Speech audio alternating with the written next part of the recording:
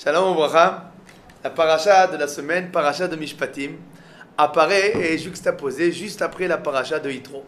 La paracha de Yitro se termine par les 10 commandements, et juste après cela, nous trouvons dans notre paracha le code civil juif.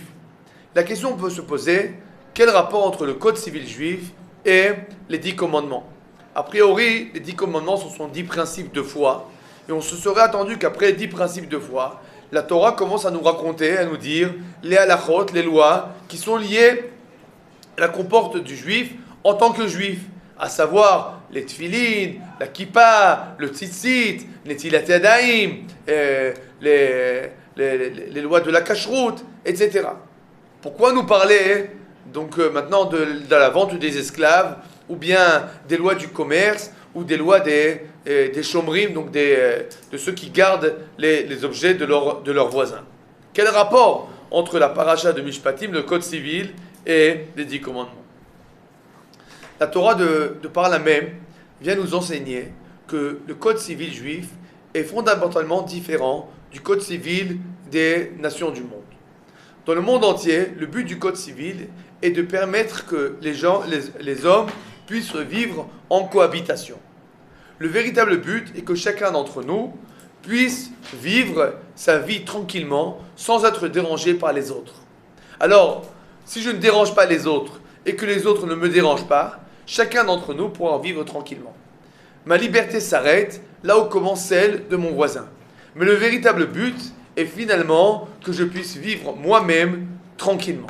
Le but du code civil est donc l'agencement de la vie communautaire. La vision de la Torah est tout à fait différente.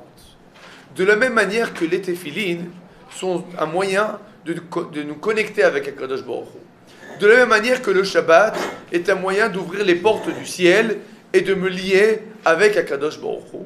De la même manière, le code civil est un moyen de se lier avec Akadosh Baruch Hu. Quand Yitro dit à Moshe, pourquoi sièges-tu toute la journée pour juger le peuple juif? Moshe Rabbeinu lui répond la chose suivante: Ki yavo ha'am elai lidrosh Elohim. Les gens viennent chez moi au tribunal à la recherche de Dieu.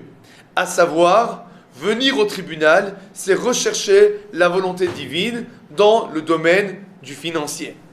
Le code civil juif est finalement exactement comme le Shabbat, comme la kashrut. Le but du code civil, c'est de nous lier avec Akadosh Baruch Hu. C'est pour cela que la Torah a insisté à juxtaposer le code civil après les 10 commandements, pour nous dire que de la même manière qu'il est évident que les 10 commandements, c'est la manière de se lier avec Akadosh Baruch Hu, alors de même, le code civil est un moyen de se lier avec Akadosh Baruch Hu. Le but n'est pas seulement d'agencer notre vie collective, le but est de nous lier avec Akadosh Baruch Hu. De là la différence fondamentale entre le juif qui vient au tribunal, qui vient en fait demander la volonté divine, et l'homme des nations qui va au tribunal. Son seul but est de régler son différend avec son ami. Chazak ou Baruch, Shabbat Shalom.